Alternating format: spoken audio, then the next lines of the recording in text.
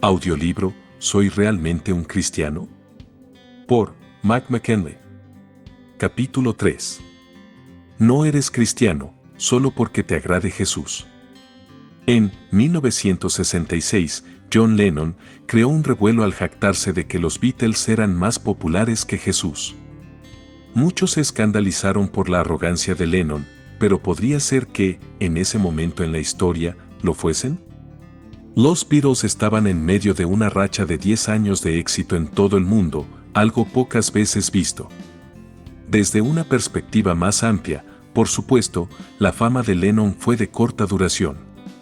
Solo 50 años después, su vida y su carrera han sido en gran medida relegadas al basurero de la nostalgia y la curiosidad, reducidas a poco más que la banda sonora de los anuncios de Nike.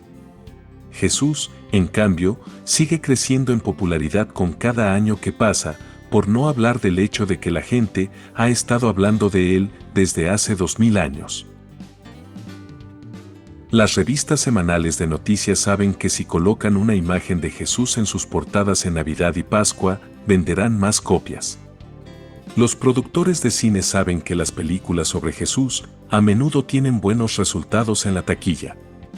De hecho, la capacidad del nombre de Jesús para llenar la caja registradora ha dado lugar a todo tipo de negocios. Algunos de mis favoritos son ¿la dieta que comería Jesús? Por solo $14.99 puedes descubrir la dieta secreta del Mesías que había estado oculta desde hace mucho tiempo. Mi conjetura es que comió las mismas cosas que cualquier otro campesino palestino del siglo I: aceitunas, pescado, higos, pan y caramelos con sabor a frutas. Sandalias con las palabras Jesús te ama en las plantas de los pies, de modo que puedes dejar un mensaje inspirador en la arena. Después de todo, la gente siempre está en busca de mensajes ocultos en las huellas de la playa. Una línea de ropa para mascotas con temas acerca de Jesús, incluyendo una camiseta para perros con mensajes de Jesús y otra que proclama Jesús llena el cuenco de mi perro. No te voy a mentir, no tengo ni idea de qué significan muchas de estas declaraciones. Jesús es incluso popular entre los no cristianos. Goza de mucho respeto por parte de los grandes hombres y mujeres de otras religiones.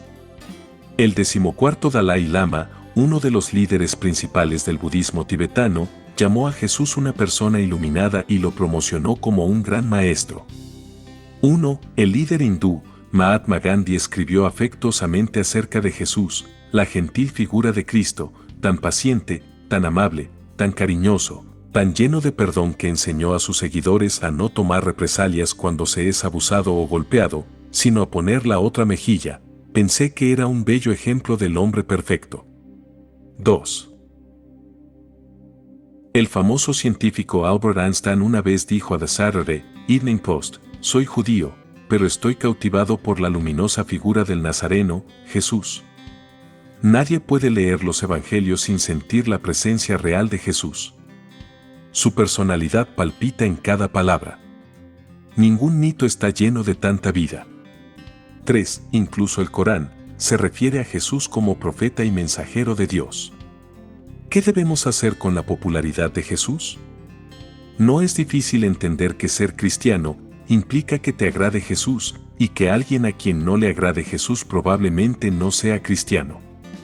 Pero, ¿podemos decir que tener simpatía por Cristo es suficiente para hacerte cristiano?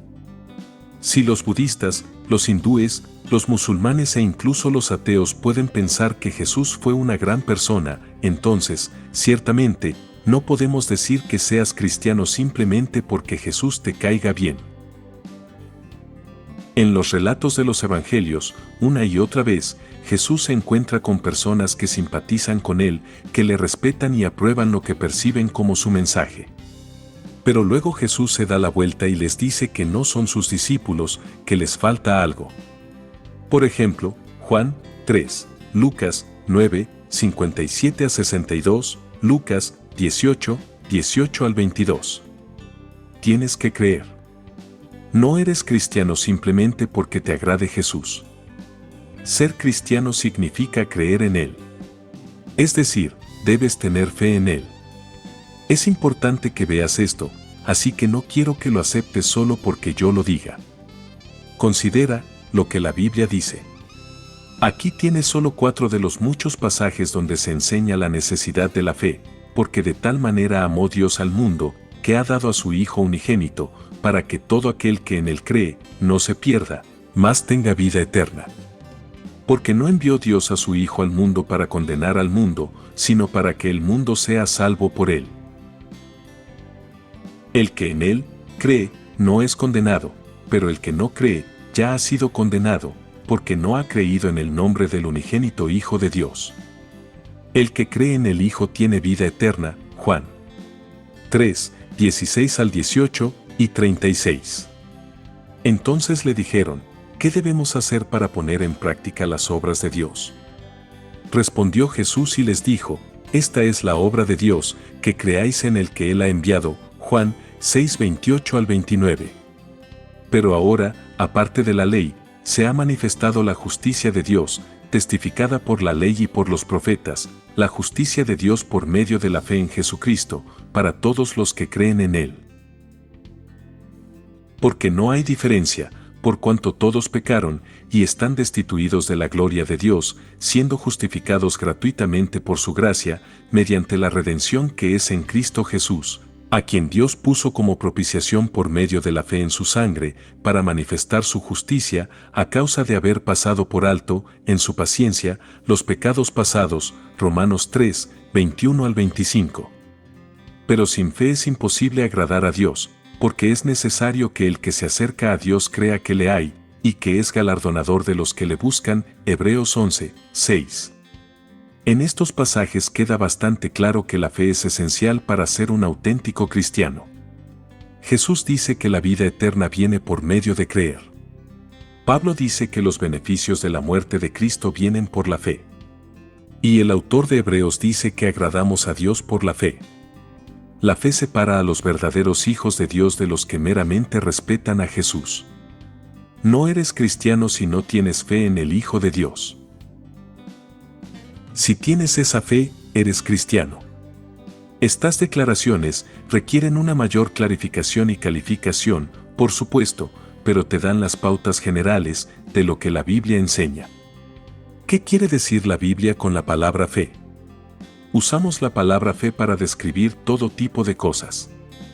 La usamos para describir sistemas religiosos, por lo que los musulmanes, los cristianos y los bahá'íes son considerados gente de fe. O hablamos de tener fe en que una determinada acción financiera dará buenos resultados el próximo año. Se puede decir que un equipo de béisbol tiene fe en su cerrador al darle la pelota en la 9ª entrada. A veces la gente habla de la fe como si fuera el polo opuesto de un pensamiento claro o racional, fe como un estado de certeza a la luz de una evidencia contradictoria. Como seguidor de las Águilas de Filadelfia, ejercito este tipo de fe cada temporada, cuando espero que ganen el Super Bowl, a pesar de que nunca, jamás, lo hacen. Pero eso no se parece a lo que verdaderamente es la fe cristiana. La fe de un cristiano, la fe que, según Jesús, marca la diferencia entre la vida eterna y la condenación eterna, tiene 2 elementos esenciales: un contenido objetivo y una confianza sincera. Un contenido objetivo. Para tener fe, debemos conocer ciertos hechos acerca de nosotros mismos y de Jesús, quién es Él y qué ha hecho por nosotros. Así, el apóstol Pablo pregunta retóricamente, ¿y cómo creerán en aquel de quien no han oído? Romanos 10:14. No puedes creer en algo que no conoces. La fe salvadora debe tener un objeto. No solo crees, crees en algo. Y en la Escritura encontramos verdades esenciales que deben ser creídas. Pablo escribe que somos salvos por medio de la fe en la verdad, 2 de Tesalonicenses 2:13. Hay ciertas doctrinas que una persona debe escuchar, entender y afirmar si quiere llegar a ser un verdadero cristiano. Eres pecador. La primera verdad que debes creer, el primer fragmento de contenido, es que eres pecador. Jesús solamente acepta a personas que saben que son pecadoras. Para ver esto, Considera cómo responde Jesús a la gente cuando se le acercan. Responde generalmente de dos maneras. A algunos los recibe con una bienvenida cálida y tierna. A otros los despide, a veces con palabras cortantes. ¿Cómo se explica la diferencia? Piensa en la historia de Lucas 5, en la que Jesús llama a un publicano llamado Leví para ser uno de sus discípulos. Leví estaba tan emocionado que hizo una gran fiesta en su casa para que Jesús pudiera conocer a todos sus amigos recaudadores de impuestos. Puede que esto no nos parezca gran cosa, pero en aquellos días, la gente se escandalizó. Los recaudadores de impuestos eran los peores pecadores. Ayudaban al gobierno romano invasor a recaudar dinero, por lo que eran traidores a su propia gente. Se llenaban los bolsillos al recaudar más impuestos de lo necesario, por lo que eran ladrones y estafadores. Se hicieron ricos a costa de otros y de su nación. En aquel entonces, un cobrador de impuestos era considerado casi como un abusador de menores en la actualidad. En respuesta a este escandaloso llamado de Leví, los fariseos y los escribas le preguntaron a los discípulos de Jesús, ¿por qué coméis y bebéis con publicanos y pecadores? Lucas 5:30. Era una pregunta natural. Los fariseos eran los religiosos importantes. Eran los buenos, los encargados de mantener las reglas. Estaban comprensiblemente consternados por la decisión de Jesús de asistir a una cena con grandes pecadores. Pero Jesús les explicó sus acciones: los que están sanos no tienen necesidad de médico, sino los enfermos. No he venido a llamar a justos, sino a pecadores al arrepentimiento. Lucas 5:31 al 32. Estamos ante una declaración extraordinaria, ¿verdad? En otro lugar, Jesús dice que vino a buscar y a salvar lo que se había perdido. Lucas 19:10. También, extraordinario. De forma natural esperamos que Dios sea bueno con la gente buena y que esté airado con la gente mala. Pero aquí Jesús dice que solamente ha venido para aquellos que se dan cuenta de que son pecadores, de que están enfermos y en necesidad de un médico. Para ser cristiano, debes lidiar con tu pecaminosidad y tu necesidad de perdón. Tenemos que ser pobres en espíritu, Mateo 5:3, y prestar atención al llamado de Jesús de arrepentirnos. Cada hombre, mujer y niño en la tierra debería clamar con el publicano: Dios, sé propicio a mí, pecador. Lucas 18:13. Las palabras de Jesús acerca de venir por los enfermos y los pecadores son un consuelo y una advertencia. Por un lado, Jesús promete aceptar y sanar a cualquier persona que se acerque a Él en arrepentimiento sincero. Esto es una buena noticia para pecadores como tú y yo. Por otro lado, Jesús promete rechazar a cualquiera que trate de llegar a Él sin sentir profundamente su propia pecaminosidad. Las personas que piensan que ya están espiritualmente sanas no recibirán sanidad del gran médico. Jesús es completamente Dios y completamente hombre. Además de creer algo acerca de ti, que eres un pecador necesitado de perdón, ser cristiano significa que debes creer algunas cosas básicas acerca de quién es Jesús. Para empezar, debes creer que Él es completamente Dios y completamente hombre. Empecemos con la idea de que Jesús es completamente Dios. En Romanos 10, el apóstol Pablo nos dice: si confesares con tu boca que Jesús es el Señor y creyeres en tu corazón que Dios le levantó de los muertos, serás salvo. Porque con el corazón se cree para justicia, pero con la boca se confiesa para salvación. Romanos 10, 9 al 10. Para ser salvo debes confesar con tu boca que Jesús es el Señor.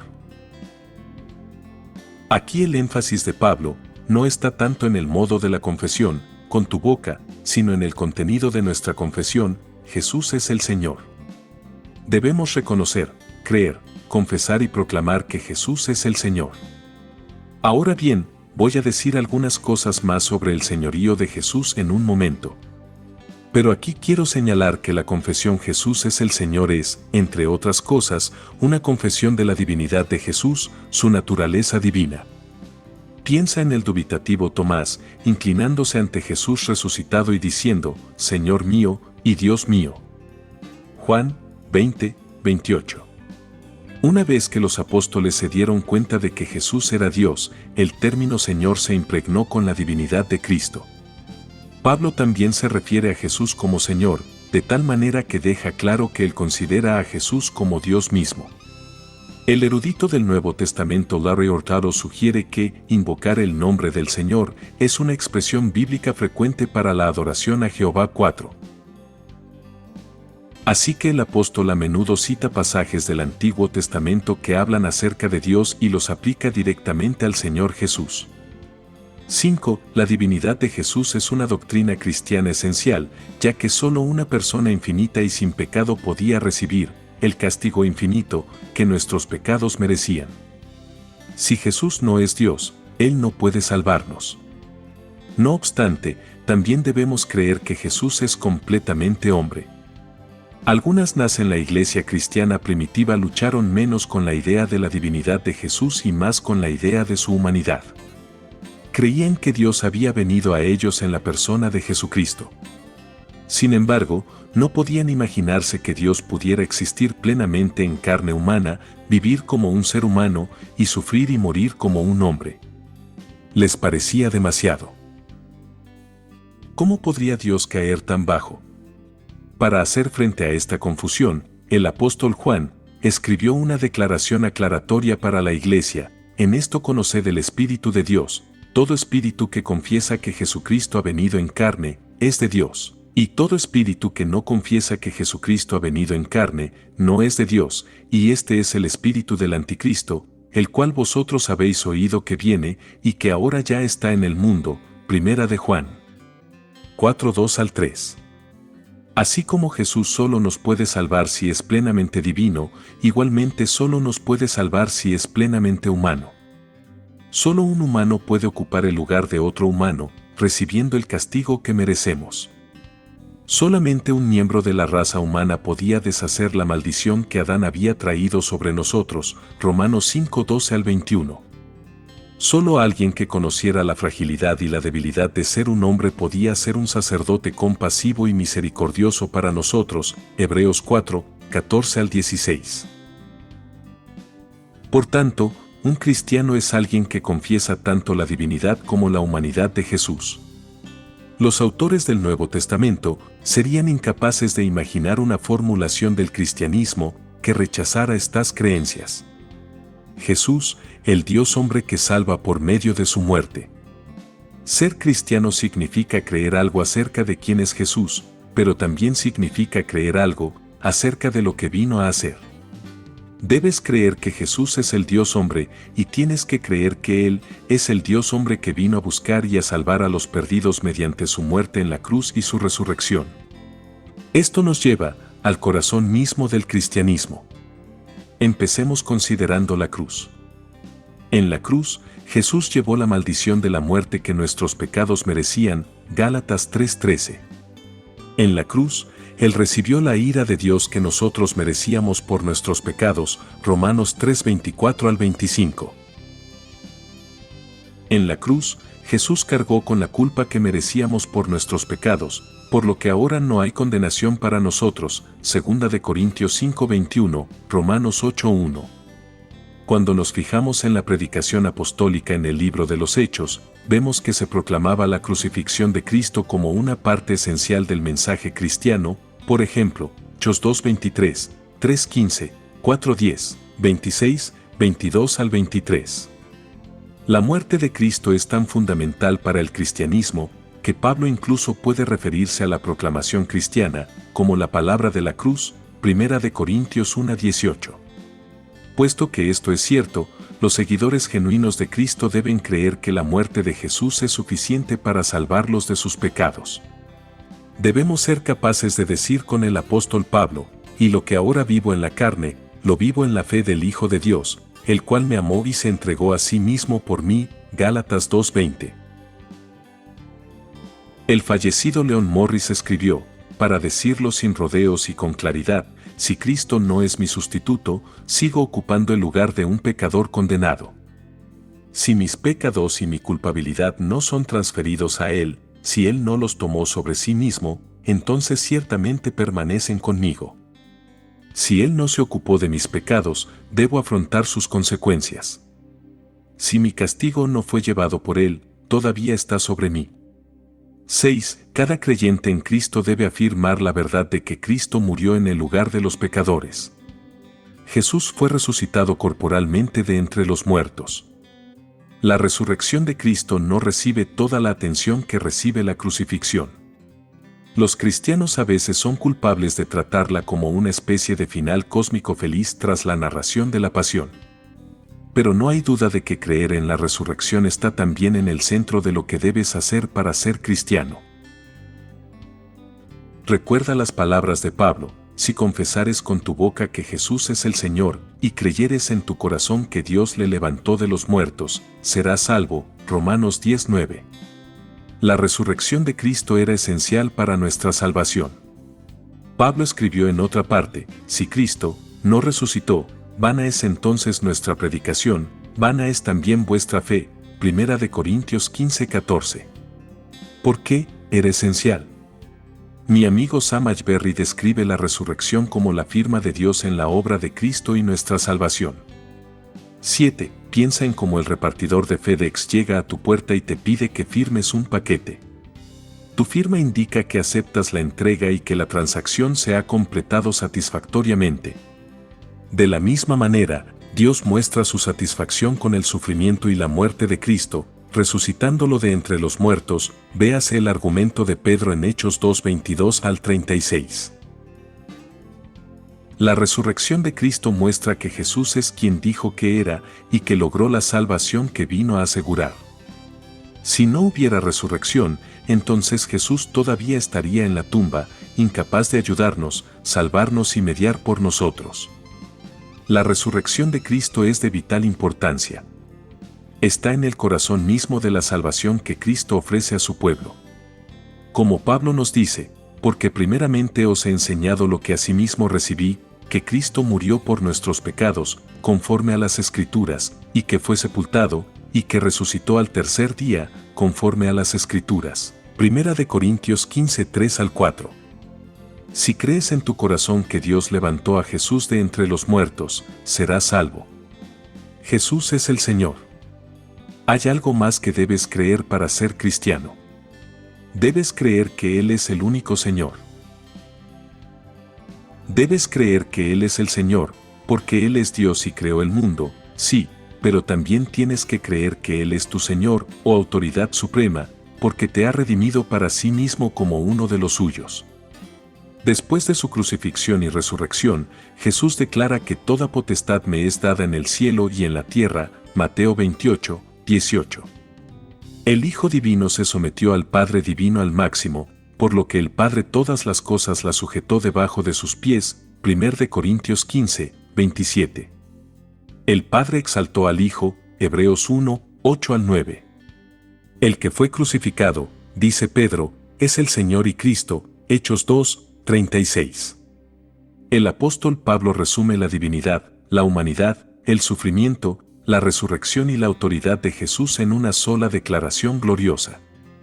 Y estando en la condición de hombre, se humilló a sí mismo, haciéndose obediente hasta la muerte, y muerte de cruz. Por lo cual Dios también lo exaltó hasta lo sumo, y le dio un nombre que es sobre todo nombre, para que en el nombre de Jesús se doble toda rodilla, de los que están en los cielos, y en la tierra, y debajo de la tierra, y toda lengua confiese que Jesucristo es el Señor, para gloria de Dios Padre. Filipenses 2:8 al 11. Llamar a Jesús tu Señor es decir que Él tiene autoridad sobre tu vida y es digno de tu obediencia. Si le llamamos Señor, Señor, debemos estar dispuestos a hacer lo que Él dice. Lucas 6:46.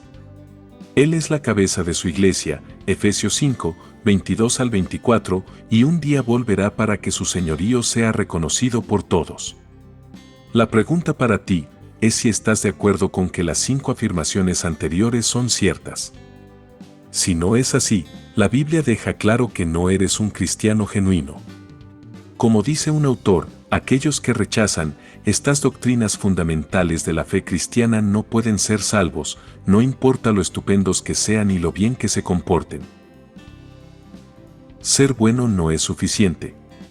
Debemos saber y creer algo, los hechos básicos acerca de la salvación, para ser salvos. Pero, ¿y la duda? ¿Significa esto que la fe de un cristiano verdadero nunca vacila? No, no significa eso. ¿Deberías llegar a la conclusión de que no eres cristiano porque a veces tengas periodos de lucha para creer? Otra vez, no. ¿Puede un creyente genuino batallar a veces con la duda? Sí, muchos lo han hecho y muchos lo hacen. Abraham creyó en la promesa del Señor de tener un hijo en su vejez, Génesis 15:6, pero luego dudó, Génesis 17:17. Gedeón es considerado como un héroe de la fe, Hebreos 11:32, pero cuando el Señor prometió salvar a Israel por medio de él, necesitó no una sino dos confirmaciones milagrosas antes de creer. Juan el Bautista sabía que Jesús era el Mesías de Dios, Juan 1:29, pero comenzó a preguntarse si se habría equivocado cuando estaba en la cárcel y Jesús no parecía estar haciendo mucho para derrocar a los malvados. Lucas 7:19-20.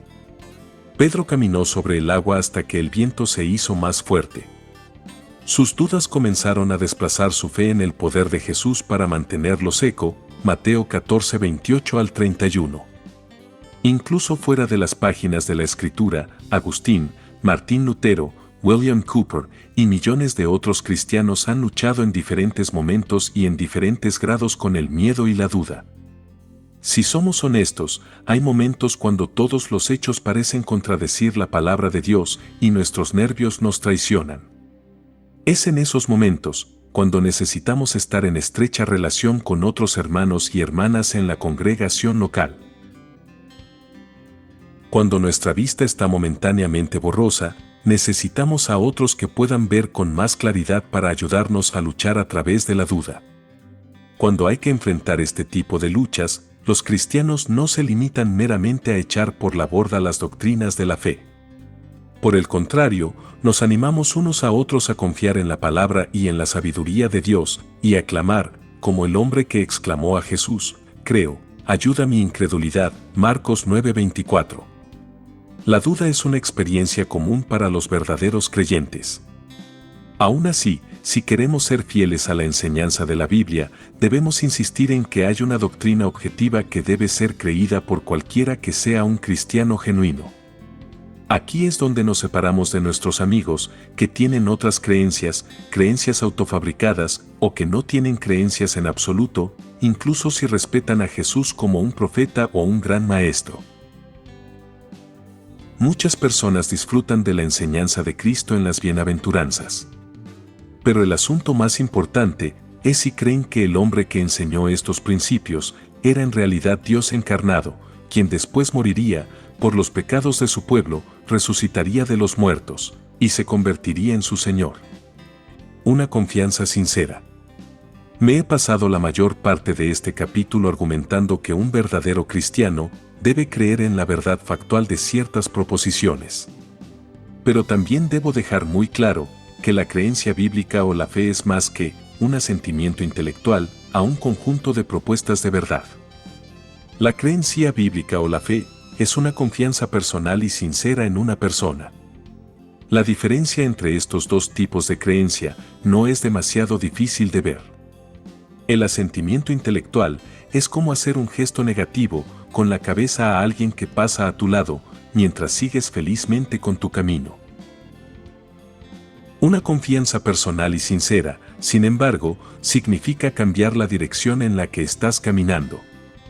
Alguien a quien amas y en quien confías te ha pedido que le sigas y así lo haces. La confianza sincera produce una obediencia feliz. El libro de Santiago hace esta distinción de una forma muy clara. Santiago escribe, tú crees que Dios es uno, bien haces. También los demonios creen y tiemblan, Santiago 2:19. Incluso los demonios tienen lo que los teólogos llaman una fe histórica. Saben que Jesús es el Hijo de Dios y que vino a destruirlos, véase Marcos 1:24 y Lucas 4:41, pero odian tales hechos. Se oponen a ellos y hacen todo lo posible para socavar estas realidades. Una persona con una fe verdadera, por otro lado, muestra su fe por sus obras, Santiago 2:22 al 23. No son solo los demonios, por supuesto, que tienen este tipo de fe deficiente. La gente también. En su Evangelio, Juan habla de las multitudes que vieron los milagros de Jesús y creyeron en su nombre. Pero entonces nos dice que Jesús mismo no se fiaba de ellos, porque conocía a todos, y no tenía necesidad de que nadie le diese testimonio del hombre, pues él sabía lo que había en el hombre, Juan 2:24 al 25. Las multitudes habían visto suficiente poder de Jesús para saber que fue enviado por Dios, véase la declaración de Nicodemo, unos versículos más adelante, en Juan 3:2. Pero les faltaba un compromiso más profundo y confianza en Jesús, quien sabiendo el verdadero estado de sus corazones, no se fiaba de ellos. No eres cristiano, simplemente porque te agrade Jesús. Debes creer en Jesús, como Juan 3:16 dice. No es suficiente simplemente creer cosas acerca de Jesús. Debes creer que necesitas un Salvador y que Él es ese Salvador. Debes creer que necesitas un Señor y que Él es ese Señor. Nuestra confianza no debe estar meramente en las cosas que una vez ocurrieron, sino en la persona que las llevó a cabo. Cuando venimos a Jesús en confianza, para el perdón y la sanidad, que necesitamos tan desesperadamente, encontramos que Él está dispuesto y capacitado para ayudarnos. ¿Cómo responder? Reflexiona. ¿Cómo responderías a alguien que dice que el verdadero cristianismo no es un conjunto de dogmas religiosos que debemos afirmar, sino un llamado a ser amable, cariñoso y generoso como era Jesús? ¿Estás de acuerdo con la verdad histórica de cada uno de los 5 puntos de doctrina descritos en este capítulo? Si no, ¿qué te dice eso acerca de si eres un verdadero cristiano? ¿Te resulta difícil confiar en Jesús para la salvación y el perdón que Él ha prometido? ¿En qué falsos dioses has confiado? En Juan 6:40 Jesús dice, y esta es la voluntad del que me ha enviado, que todo aquel que vea al Hijo y cree en Él, tenga vida eterna, y yo le resucitaré en el día postrero. ¿Qué crees que significa ve al Hijo y cree en Él? Arrepiéntete. Pide a Dios que te perdone por tu incredulidad y tu confianza en otros dioses. Piensa en un paso concreto que podrías dar para fortalecer tu fe y confiar solo en Jesús. Recuerda. Piensa en 1 de Juan 1:9, si confesamos nuestros pecados, Él es fiel y justo para perdonar nuestros pecados y limpiarnos de toda maldad. No importa lo mucho que lo intentes, no puedes hacer lo suficiente para ganar el favor de Dios. Pero la buena noticia es que Jesús ha hecho todo por nosotros. Gracias a Dios, que es fiel para perdonar a todos los que vienen a Él, por la fe en Cristo, sin importar lo que hayan hecho. Informa. Habla con un líder o con un amigo en tu iglesia y pídele que te ayude a crecer en tu comprensión y confianza en Jesús.